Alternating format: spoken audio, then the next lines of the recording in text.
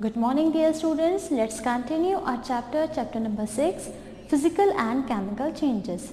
In the last video we have discussed about the physical change and its characteristics and some of the examples.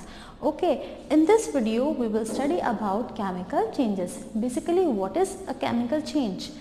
In the chemical change, a new substance is formed. Okay, and the chemical properties or the formation or the characteristics are entirely different from the original one. Okay, so this type of change is called chemical change. Chemical change में क्या होता है, एक नया substance form होता है, उसका chemical formula और उसकी प्रॉपर्टीज दोनों ही जिस सब्सटेंस से वो मिलके बना है उससे बिल्कुल डिफरेंट होता है. ठीक है, तो ऐसे चेंज को हम क्या कहते हैं, chemical change.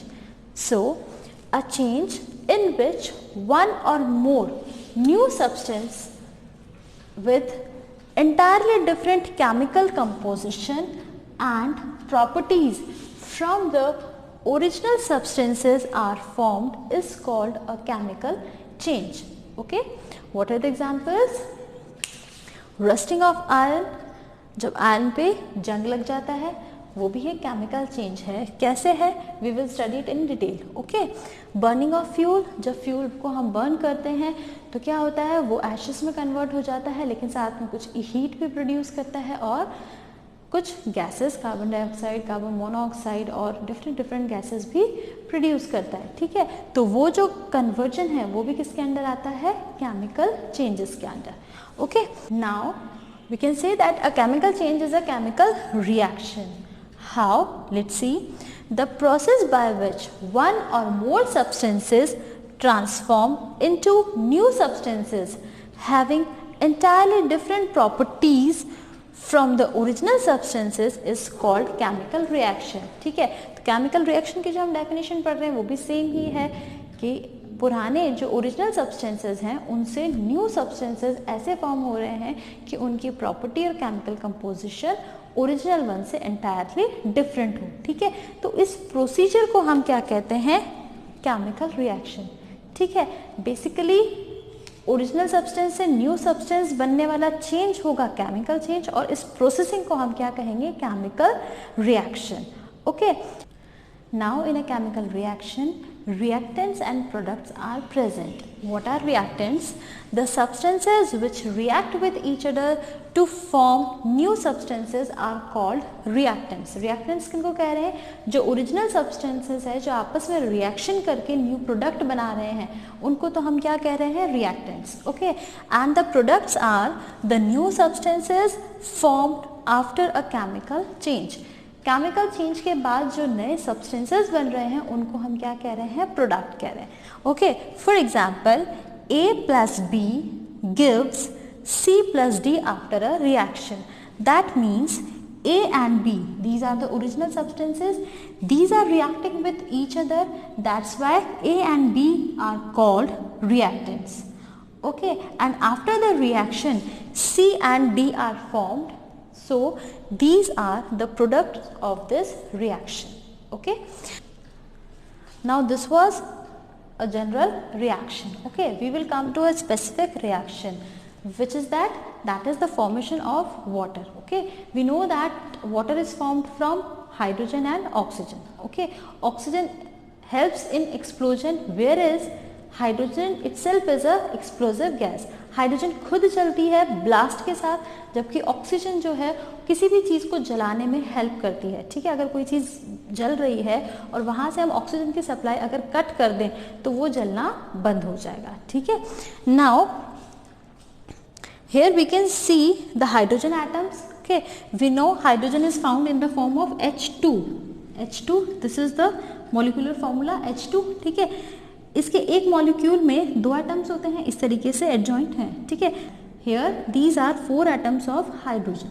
Okay, one atom is this, one is this, one is this, one is this. Okay, now here are 2 atoms of oxygen. Oxygen is also found in form of O2. That means 2 atoms form 1 molecule of oxygen. This is 1 molecule and this is 1 molecule. That means total 2 molecules. Okay, 4 molecules of hydrogen and 2 molecules of oxygen react with each other and forms water. Okay, now in water, this is the structure, this is the rearrangement of atoms. See here, oxygen is joined with 2 hydrogen atoms.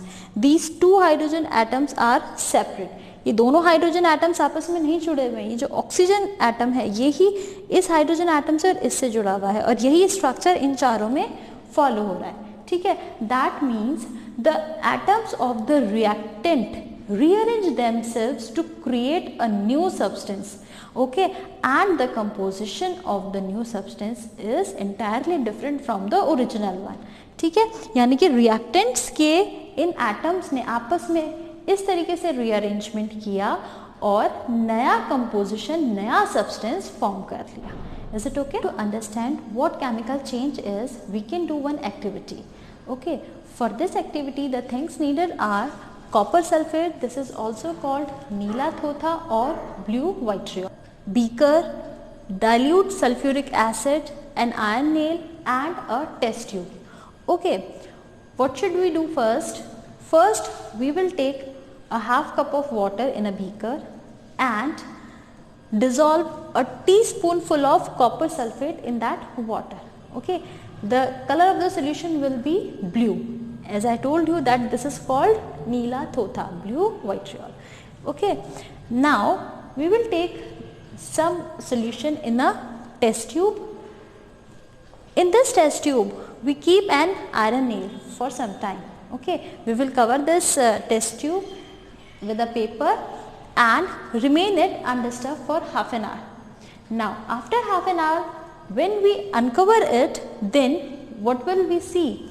We will see that the color of the solution is changed from blue to green. Okay, and we will see a brown deposition on the iron nail also.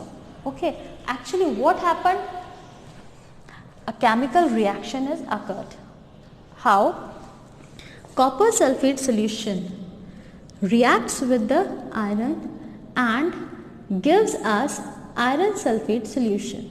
The color of copper sulfate solution was blue and after reaction it is changed into iron sulfate solution and the color of iron sulfate solution is green. So the solution's color is changed blue to green. Okay, and the deposition of copper is of brown color. It can be seen on the iron nail.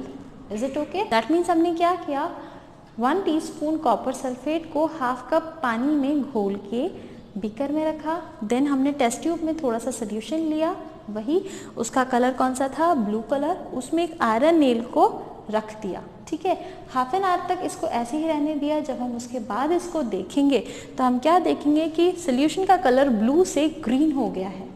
ठीक है, और हम क्या देखेंगे कि इस iron nail पर brown colour का डिपोजिशन आ गया है. किसका कारण आया, ये कॉपर के कारण. ऐसा क्यों हुआ, इस रिएक्शन से. रिएक्शन में हम देख रहे हैं कॉपर सल्फेट सोल्यूशन जो ब्लू कलर का है वो किससे रिप्लेस हो गया है, आयरन सल्फेट सोल्यूशन से जिसका कलर ग्रीन है.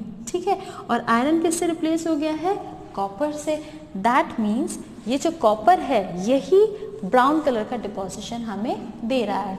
So the conclusion of this activity is composition of substances taking part get changed. ठीक है, जो कंपोजिशन था ये कंपोजिशन इसमें चेंज हो गया और यहाँ पे आयरन अलग था तो यहाँ पे किसका डिपोजिशन हो गया, अब कॉपर का. ठीक है, new substances are formed. New substance form हुए ना, ये दोनों ही प्रीवियस दोनों रिएक्टेंट से डिफरेंट है. ठीक है, change in the colour takes place, यानी कि कलर भी हमारा क्या हो गया, change blue to green. That means हम क्या बोल सकते हैं, न्यू सब्सटेंस फॉर्म होने के साथ ही जो रिएक्टेंट्स हैं उनकी फिजिकल प्रॉपर्टीज में भी चेंज आ सकता है. कलर चेंज हुआ, colour is a physical property, तो वो भी हमारा चेंज हो सकता है. Is it okay?